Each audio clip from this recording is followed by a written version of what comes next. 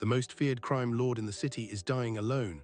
Every lieutenant, every soldier, every person he ever called family has abandoned him in this hospital bed, all except the night shift nurse named Sarah.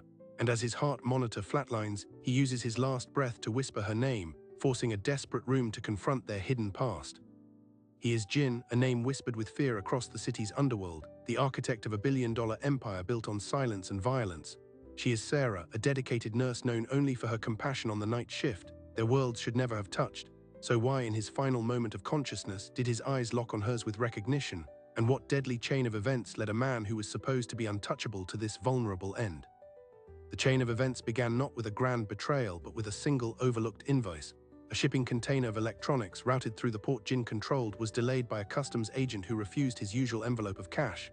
That agent, a man named Liu Chen, was new, idealistic, and worse, he started asking questions. Jin's response was standard, a warning delivered by two associates. But Liu Chen didn't back down. He filed a report. That report, flagged by a federal task force that had been building a RICO case in the shadows for 3 years, became the first thread pulled. Jin's world was one of layered insulation. He never touched the drugs, the guns, or the laundered money directly. He was a businessman operating out of a sleek waterfront office, his legitimate import-export company moving billions in genuine goods that masked a fraction of that in contraband. His violence was strategic, a rumor that did the work for him. But the Liu Chen incident forced a messy, public hand, a car fire, a message. And a rookie agent with a bulletproof conscience who wore a wire to his next apology meeting. The pressure from the federal task force caused the first cracks in the dragon's tail. Lower-level lieutenants facing decades in prison began to weigh their options. The code of silence, once absolute, now had a price tag attached to it. And in the shadows, a younger, hungrier faction within the syndicate, led by Jin's own protege, a man known as Kai, saw an opportunity. Why wait for the empire to crumble from the outside when you could seize it from within? The attack that landed Jin in the hospital was not a random drive-by. It was an orchestrated coup. 3 nights ago, on his way from a charity fundraiser, a public display of his legitimate civic role, his armored convoy was ambushed at a pre-compromised traffic light. The security detail, men who had been with him for a decade, were the first targets. Ballistics would later show the weapons used were from a dragon's tail arsenal that had gone missing the week prior. Jin took 2 bullets. One grazed his skull, the other pierced his abdomen. He was left for dead in the street by his own people. This is where Sarah's world intersected his. St. Mary's Hospital, a public institution in the city's core, was the nearest trauma center. That night, Sarah Morgan was 3 hours into her 12-hour night shift in the surgical intensive care unit. A 32-year-old nurse with 8 years of experience, she was known for a preternatural calm in chaos. When the trauma alert blared and the gurney carrying a John Doe with critical injuries crashed through the doors, she moved with a focused efficiency that had nothing to do with the patient's identity. For 12 brutal minutes, she was a component in a life-saving machine, compressing his chest, administering drugs, following the surgeon's orders. They stabilized him. He was admitted under a police guard that mysteriously vanished by dawn. Now here is the first critical mystery.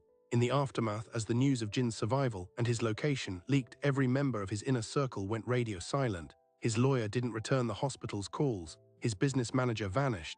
The usual retinue of associates that would surround a man of his stature was conspicuously absent. It was as if the dragon's tail had collectively decided he was already dead.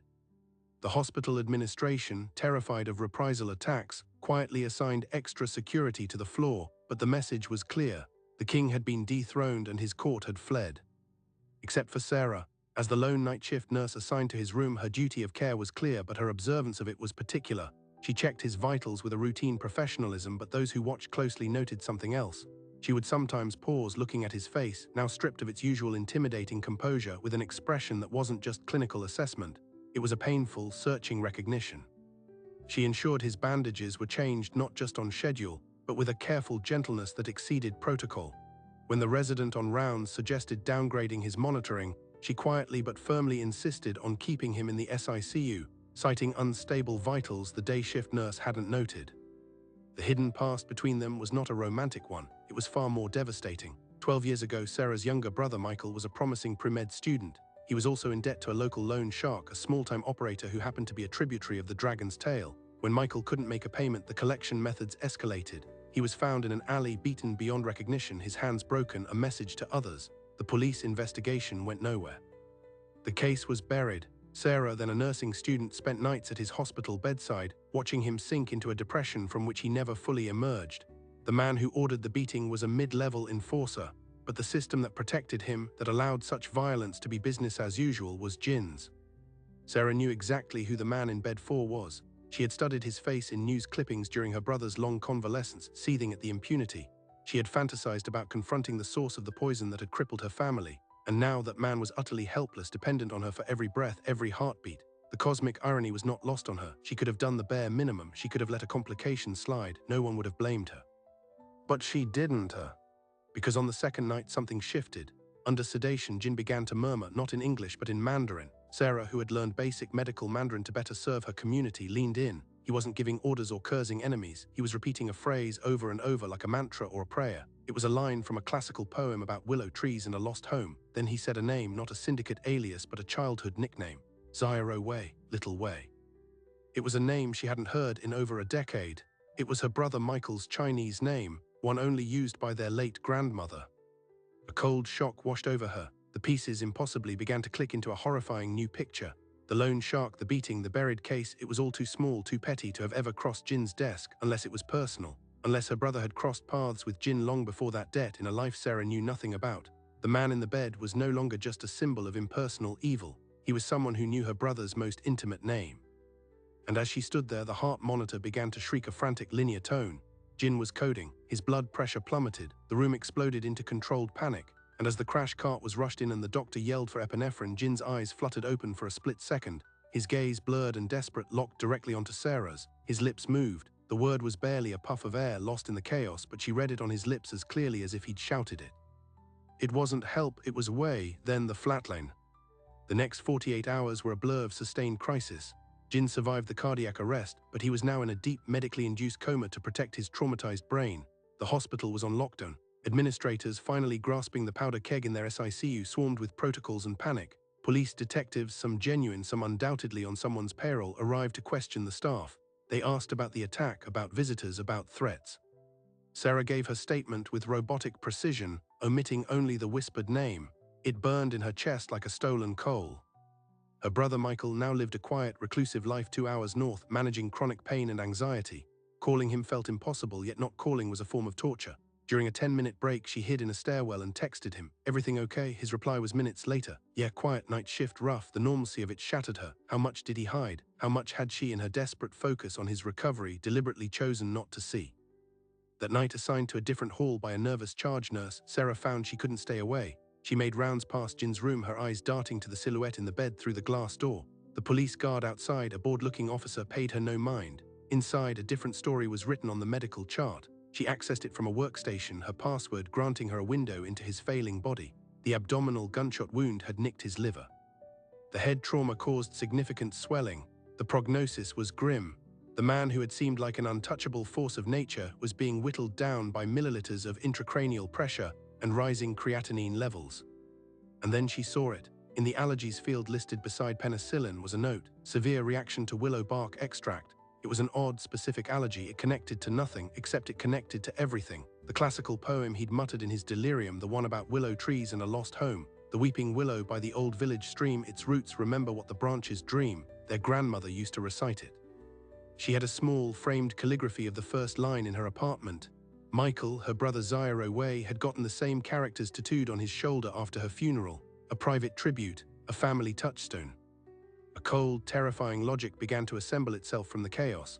The loan shark, the beating, it was always too neat, too brutal for a simple debt collection. It had the hallmarks of a message, but not to other debtors. A message asterisk to Michael asterisk, a warning to stop something or to remember his place. What if Michael hadn't just been a victim of Jin's system? What if he had been a part of it? The bright pre-med student hiding a double life, it seemed ludicrous. And yet the tattoo, the poem, the name on a dying kingpin's lips, they formed a constellation pointing to a hidden history. Driven by a need for answers that overrode all professional caution, Sarah used her access to dig deeper, not just into Jin's medical records, but into the hospital's older archived admittance logs. She searched for her brother's name for any visit over a decade ago. Nothing. Then, on a desperate hunch, she searched the date range around her grandmother's funeral 8 years past, and there it was. An emergency room admittance for a John Doe with facial lacerations and defensive wounds on his hands, logged the night after the service. The attending nurse's note was brief: patient agitated, refuses to give name or contact family, mentions funeral. The treatment record showed the patient left against medical advice before sunrise. The pseudonym used for the file was a single typed letter, W. The pieces were no longer clicking, they were detonating. Michael had been hurt that night too, he'd hidden it from her. He'd been at the funeral, grief-stricken, and then he'd been in a fight severe enough to land him in the ER. Who was he fighting? And why did Jin, years later, murmur a poem connected to that same loss? Sarah's investigation created ripples.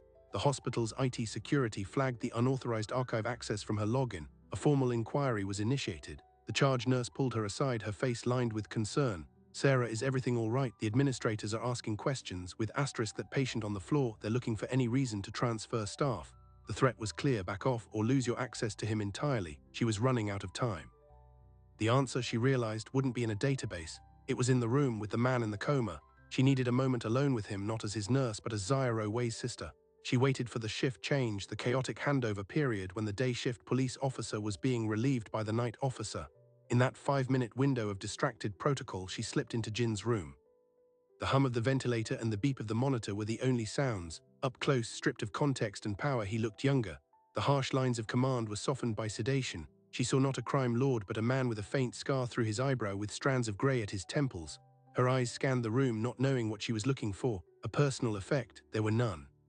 Then she saw it, peeking from the sealed plastic bag of his personal belongings on a shelf. Items collected from his bullet-riddled car. Among the keys and a smashed phone was a worn, leather-bound notebook.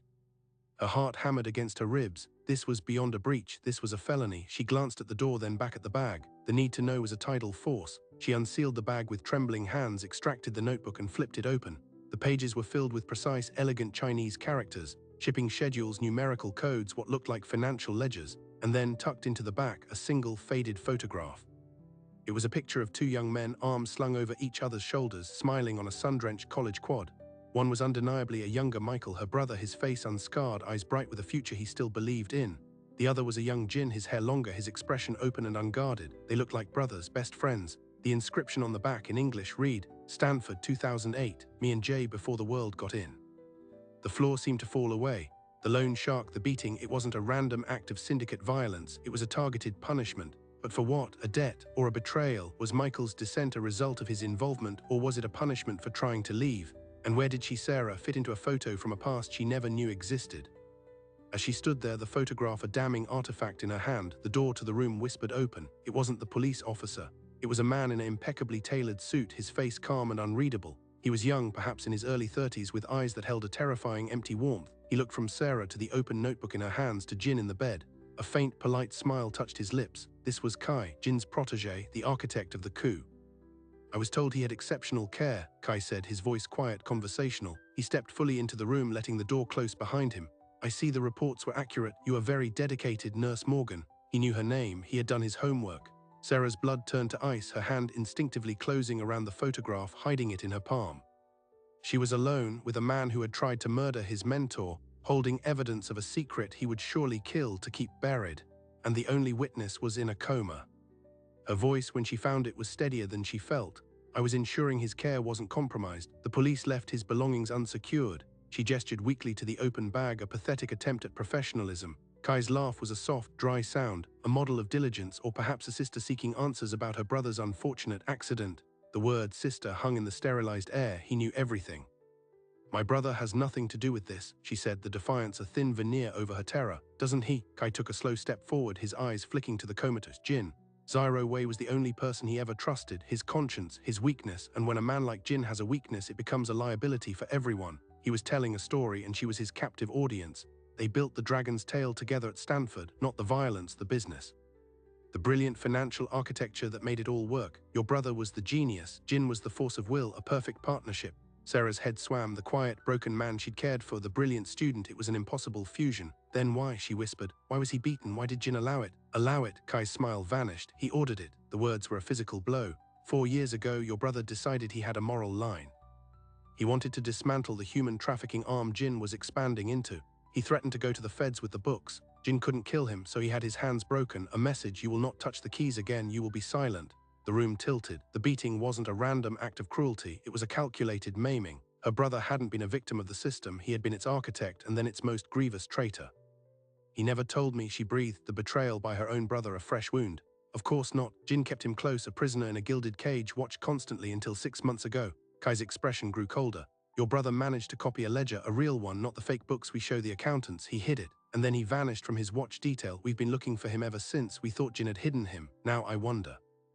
He looked at her with new predatory interest. "Perhaps he hid it with you." "I don't have anything," Sarah said, the lie brittle. "You have his trust, you have access, and now you have a choice." Kai closed the final distance between them, his voice dropping to a conspiratorial murmur. "The man in that bed is a relic. His sentimental attachment to your brother blinded him, made the organization vulnerable. My coup was a necessary correction, but that ledger, it's a loose end that could unravel everything I've just secured." He glanced at Jin. "He's not going to wake up, but if he does, his first call will be to your brother to protect him. I can't have that, so here is my offer. You find that ledger, you bring it to me. In return, I let your brother live. I even let him stay in his quiet little house, pretending his past doesn't exist. And if I refuse, then I have no use for Zyro Way. Or for the sister who's been poking into matters that got her own brother's hands shattered." The threat was absolute. He meant to kill Michael. He might kill her anyway, but he needed her for now. "How do I even find it?" she asked, playing for time, her mind screaming. "Your brother, ask him, he'll trust you. Tell him Jin is awake. Tell him Jin needs the ledger to protect himself. He'll give it to you." It was a test. Loyalty of her brother, the bond she'd just learned, was built on a foundation of lies and violence. "And what about him?" She nodded toward Jin. "What do I tell the police when they ask why a rival crime lord was in his room?" Kai's smile returned. "I'm a concerned business partner here to pay my respects. The officer outside is appreciative of our charitable donations. He won't remember I was here, but you will, Nurse Morgan. You have 24 hours. Don't visit your brother. Call him and then bring me what's mine." He turned and left, the door whispering shut behind him, leaving Sarah alone with the ghost of her brother's other life and a dying man who had loved him enough to cripple him. The next 12 hours were a performance of normalcy executed under siege. She tended to patients, filed charts, smiled at colleagues, all while her thoughts were a cyclone of panic and betrayal. During her lunch break, locked in a single-stall bathroom, she called Michael. His voice, sleepy and confused, answered. "Sarah, what's wrong? I need you to listen to me and not ask questions," she said, her voice low and urgent. "Do you have something Jin gave you to hide? A book, files, a drive?" The silence on the other end was profound, then wary and guarded. "Why are you asking about that?" "He's awake, Michael. He's in the hospital. He's asking for it. He says he needs it to protect himself." She hated the lie as it left her lips, a poison delivered in a voice of sisterly concern. Another long silence. "He's alive." Michael's voice was a mix of hope and dread. "For now, but people are coming for him, the people who put him here. He said you'd know what to do." She heard him take a shuddering breath. "It's in a storage locker, Unit 14 at the U store it on Route 9. The key is taped to the back of Grandma's frame, the one with the poem, her grandmother's calligraphy, the willow tree poem. It had been in front of her entire life."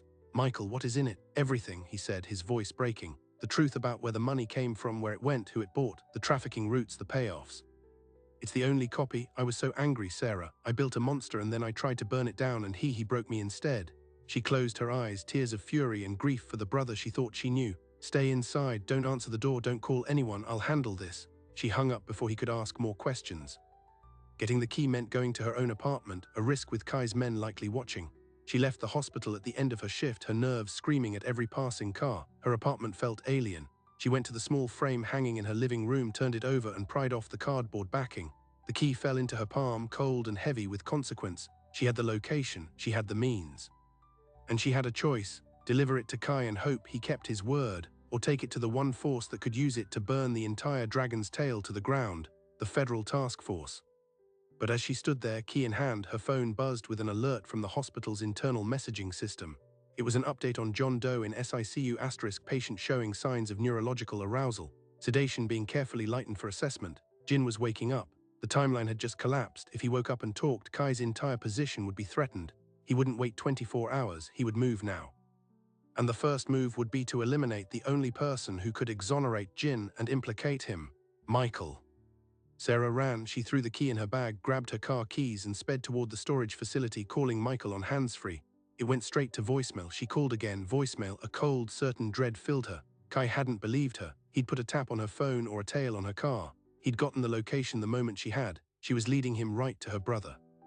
The U-Store was a labyrinth of identical orange garage doors under harsh floodlights. It was nearly midnight. Her headlights swept across Unit 14. The lock was already broken, the door slightly ajar. No, she parked, grabbed a tire iron from her trunk and approached, her breath fogging in the cold air. She pushed the door open. The unit was small, stacked with boxes, and in the center, on the concrete floor, was Michael. He was on his knees, his face bloody, a man in a dark jacket standing behind him with a gun to his head. It was Kai, it was one of his soldiers. "The ledger," the man said flatly. "Where is it?" Michael looked up at her, his eyes filled with apology and terror. "I'm sorry, Sarah, I'm so sorry." The boxes were labeled in their grandmother's handwriting: winter clothes, Christmas decor. The ledger could be in any of them, she had seconds. "It's not here," she said, her voice surprisingly calm. "Moved it, let him go and I'll take you to it." The man's finger tightened on the trigger. Wrong answer. Then from the shadows between the units, a voice cut through the darkness. "She's telling the truth." Kai stepped into the pool of light holding a sleek tablet. "I had a feeling you'd try to be heroic. I traced your phone and your brother. The ledger is digital, isn't it? Way, a simple flash drive. You hid it in the one place you knew Jin would never destroy." He turned the tablet around.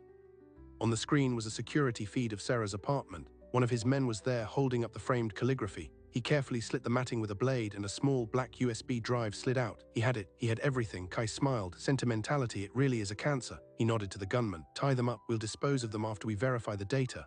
This was the wait it gets worse moment. The ledger was gone. Their leverage was gone. They were about to be disappeared.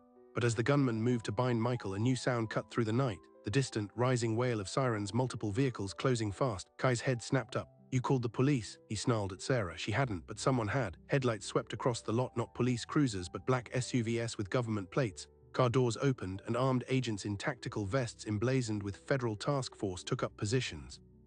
A voice amplified through a bullhorn echoed off the metal units. "Kai Zhang, this is the FBI. You are surrounded. Release the hostages and come out with your hands up." Kai's face contorted with rage. He looked from the agents to Sarah to the USB drive in his hand. The trap wasn't his, it was for him. And in that moment of perfect, chaotic distraction, the comatose king in the hospital bed chose to open his eyes. While chaos erupted in the hospital room, a different kind of order was being imposed at the storage facility. The federal agents moved with swift, practiced precision. Kai, faced with a wall of rifles and no escape, made a calculated decision. He dropped the tablet and raised his hands, a smirk playing on his lips even in surrender. The USB drive was still in his possession, the crown jewel. He believed he could still bargain, still control the narrative from a holding cell. He was wrong. The lead agent, a woman named Cassandra Reed, secured the drive and immediately had her tech specialist plug it into a secure, isolated reader. The data was real, but as they scrolled, they found something Kai had missed in his haste. The financial ledgers, the shipping manifests, the payoffs, they were all there, but so was a second encrypted partition, and at the top of the file tree was a simple text document labeled "Read Me." It was from Jin, dated the night before the ambush. It read, "If you are reading this, I am dead or incapacitated. This drive contains the operational data for the Dragon's Tail. It also contains a key. The key decrypts a server in Zurich holding evidence of every police official, politician, and rival I have paid over the last 15 years. It names Kai Zhang as the architect of the human trafficking expansion I refuse to authorize. Use it to burn it all down. Do not negotiate with the bearer of this drive. They are a traitor." Kai's leverage had just become his death warrant. The trap hadn't been set by Sarah or the feds. It had been set by Jin himself. The ledger was never Michael's insurance. It was Jin's dead man's switch, and Kai had walked right into it. Back at St. Mary's, Sarah and Michael were being treated for minor injuries and shock in a secure room. An agent stood guard outside. Sarah was numb, holding her brother's bandaged hand, the weight of his secret life a chasm between them she didn't know how to cross. Then Agent Reed entered, holding the USB drive. "We have it, and we have a situation. Jin Seo is awake, and he's asking for you, both of you." They were escorted under heavy guard back to the SICU, now more a fortified bunker than a hospital wing. Jin was propped up in bed, an oxygen cannula under his nose, an IV in his arm. He looked gaunt, pale, but his eyes, those dark, assessing eyes, held the same terrifying focus Sarah remembered from news photos. They locked first on Michael, and a profound, weary sadness passed over his face. Then they shifted to Sarah. "Nurse Morgan," he rasped, "your brother is a terrible liar. But you have your grandmother's eyes." The statement was so personal, so disarming, it stripped away the last of her professional detachment. "You knew who I was," she stated, her voice flat. "From the moment they wheeled you in." He gave a slight, painful nod. "I make it a point to know the families of those who matter, especially when I have failed them." He looked at Michael. "Zyro Way, I told you to run, to disappear." Michael's voice was thick with emotion. "I tried, but I couldn't let you keep expanding. I hid the drive. I thought if you fell, it should all fall." "And it will," Jin said, then coughed, a wet, wrenching sound. The drive was a test for Kai. He took the bait. The real evidence is elsewhere. It is now in the hands of the authorities. He turned his gaze back to Sarah. "You saved my life, not just with your skills, your presence. Kai's men were ordered to finish the job if I ever regained consciousness. Your diligence, your refusal to leave my side, it made that impossible. You were my unintended shield." The revelation landed with quiet force. Her stubborn commitment to duty, born from a personal vendetta she couldn't act upon, had ironically been the very thing that protected the man she resented. The cosmic irony was complete. "Why?" she asked, the question containing a universe of others. "Why my brother? Why the beating? Why whisper his name?" Jin closed his eyes for a moment, gathering strength. "Your brother and I, we were not just partners, we were brothers. In a foreign land, we built a family, but families argue. He saw the money, the power as a game, a complex winning game. I saw it as a wall to protect what was ours. When he wanted to tear down a part of that wall, the ugly trafficking part, I could not allow it. It funded everything. It was the foundation. To remove it was to collapse it all. He opened his eyes, looking at Michael with a raw honesty. I could not kill you, so I broke your hands. I thought if you could not build, you could not destroy. I was wrong. I only created a more determined enemy, and I lost my brother. Room was silent save for the beep of monitors. The confession was not asked for, not given in exchange for a deal. It was a simple, painful truth delivered from a man who had nothing left to lose. Agent Reed stepped forward. Mr. Sear, you are under arrest, but we are prepared to discuss cooperation. The data on the drive, the Zurich server, it's a start. Jin nodded, his expression one of utter resignation. I will give you everything, names, accounts, protocols, on 2 conditions. First, immunity and witness protection for Xiao Wei and his sister. They walk away clean with new lives. Second, you prosecute Kai Zhang for the trafficking, for the attempted murder of a federal witness, me, and for the murder of my security team. He does not get a deal. He goes away forever. It was not a request. It was the last order of a king, leveraging the only currency he had left. Agent Reed considered, then nodded. We can work with that. The deal was struck in that moment, in a room that smelled of antiseptic and betrayal. The aftermath was a whirlwind. The Zurich data was a tsunami that washed over the city's power structure. Arrests were made at City Hall, in police precincts, in corporate boardrooms. The Dragon's Tail was dismantled not with bullets but with subpoenas. Kai, facing life in a supermax without parole, tried to cut his own deal, but he had nothing to offer that Jin hadn't already given up. He was a ghost before he even entered the system. Jin's recovery was slow, conducted in a secure medical facility. He gave his testimony from a wheelchair, a fallen emperor mapping the ruins of his own empire. He was sentenced to 25 years, a term reduced for his substantial cooperation, to be served in a facility no one knew about. For Sarah and Michael, the world quietly reformed. They entered the witness protection program. Sarah, under a new name, took a nursing job at a small hospital in a town with no skyline. Michael, his hands finally steady, started teaching mathematics at a community college. The past was a locked room they both chose most days not to enter. But 6 months after the trial concluded, a plain package arrived at Sarah's new post office box. No return address. Inside was a small, elegant wooden box, and inside that, nestled on black velvet, was her grandmother's framed calligraphy of the Willow Tree poem. The glass was clean, the frame restored. There was no note, but when she turned it over, the backing was sealed. With careful hands, she opened it. Taped to the back, where the storage key had once been, was a new, smaller key, and a slip of paper with a numbered Swiss bank account and the words, "For your brother's hands, for your grandmother's eyes, a debt repaid, J." The final, surprising detail was not an act of power, but of meticulous, silent restitution. He had been watching even from within his new, invisible walls. He had found a way to send back the piece of her family she thought she'd lost, and with it, the means for a secure future. It was not an apology, it was a balance. Sarah never used the account, but she kept the key. A reminder that in the darkest, most violent of places, she had found not a monster, but a broken man. And in doing so, she had found a piece of her own brother, and a shard of her own strength she never knew was missing. The Flatline had been a beginning, not an end, a threshold, and on the other side, in the silence after the storm, 2 families, one by blood, one by broken choice, had finally found a fragile, complicated peace. The hidden past was no longer hidden, it was just past, and the future, for the first time in a long time, was quiet. Jin built an empire on control, only to learn that the one thing he could never control was the loyalty of a heart he had broken. Sarah walked onto her shift believing she knew the boundaries of good and evil, only to have them blurred by the vulnerability of a monster and the secrets of a brother. Michael tried to atone for his sins by burning down his creation, and in the ashes found a fragile path back to the person he once was. This narrative asks an uncomfortable question: are people ever just one thing? The feared kingpin was also a devoted, if tragically flawed, brother. The compassionate nurse harbored a deep, personal vengeance.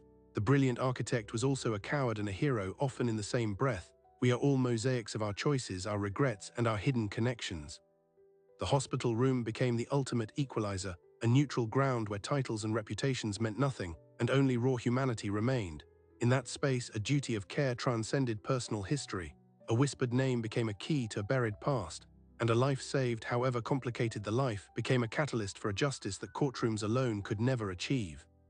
The Dragon's Tail is gone. The corrupt officials have been purged. The ledger is closed, but the echoes remain. They remain in the quiet town where a nurse with a new name still checks her locks twice. They remain in the classroom where a teacher with steady hands explains complex equations. And they remain in a secured facility where a man with nothing left to trade stares at a wall, perhaps thinking of willow trees and a friendship that was both his greatest strength and his ultimate failing. This is the power of a hidden past. It doesn't just change the ending, It changes the meaning of every moment that came before. It reminds us that the most profound collisions often happen not between strangers, but between the different versions of ourselves we've left behind, waiting to be discovered. If you believe the most compelling stories are written in the grey areas between hero and villain, if you're fascinated by the secrets that bind us and the loyalties that redeem us, then you're in the right place. We hunt for these human complexities, these emotional truths wrapped in suspense. Your search for stories that make you feel, think, and question doesn't end here. We've got more waiting for you. So do us both a favor, hit that subscribe button right now. Tap the bell so you never miss when we drop a new narrative that pulls back the curtain on another hidden world. Because the next story is already unfolding and you deserve a front row seat. Thanks for watching.